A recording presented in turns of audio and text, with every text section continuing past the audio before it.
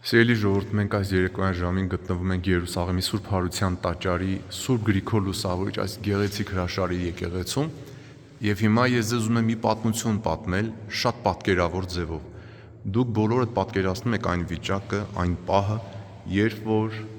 հայոց իշխանները գալիս խորվիրապ, ընկնում են Գրիգոր Լուսավորիչի ոտքեր եւ խնդրում են, ասում են՝ դուրս արի եւ բուժի մեր թագավորին եւ մեզ ասա թե մենք ինչ պիտի անենք։ Այստեղ մի այդպիսի գեղեցիկ նկար կա։ Տեսնում եք։ Ուրեմն ահա հայոց իշխանները խորվիրապի մեջ։ Ձեզ այն շատ-շատերը երևի եղել են խորվիրապում։ Ահա ընկած են Սուրբ Գրիգոր Լուսավորիչի ոտքերի տակ, տեսնում եք Սուրբը լույսերի մեջ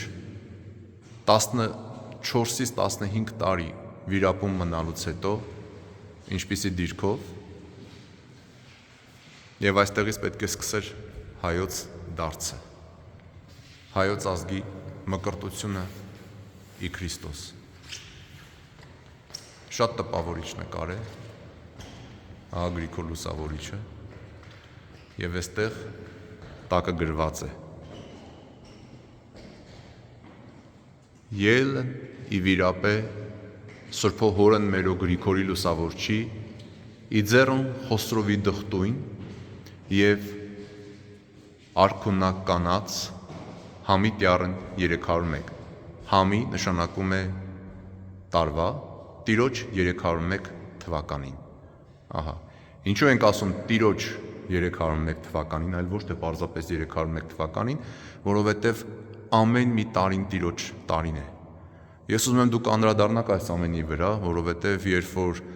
ասում են թե այս տարի ձիու տարի է, այս տարի կարիճի տարի է, օձի տարի է, չգիտեմ, վիշապի տարի է, դուք չեք պատկերացնի թե դա ինչ կռապաշտություն է, ինչ սնահավատություն է եւ ինչքան է վիրավորում Աստծուն։ Ամեն տարին Տեր Հիսուս Քրիստոսի տարին է։ Եվ Տեր Հիսուս Քրիստոսի 301 թվականին հայոց իշխանները Խոսրովի դուխտը, Տրդատաքավորի քույրը եկան հրեշտակի ցուցումով իջան խորվիրապ, հանեցին Գրիգոր Լուսավորիչին խորվիրապից եւ ասցին արի եւ մեզ ցույց տուր Քրիստոսի ճանապարհը։ Հիմա ինչ անենք։ Եթե ուզում եք այս պատմության մասին ավելին իմանալ, կարդացեք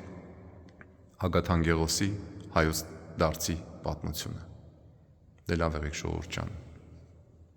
Աստված օգնական բոլորիս։ Դարձու ապաշխարություն մեր ազգին։